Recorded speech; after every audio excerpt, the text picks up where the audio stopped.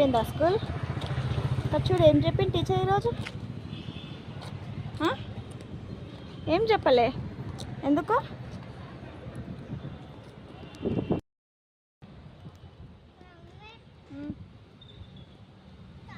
Hi చెప్పు.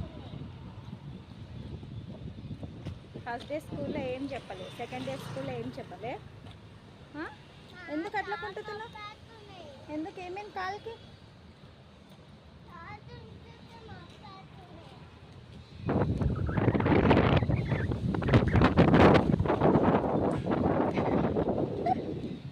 ఏమేమి smiley? గాలి వస్తుందా?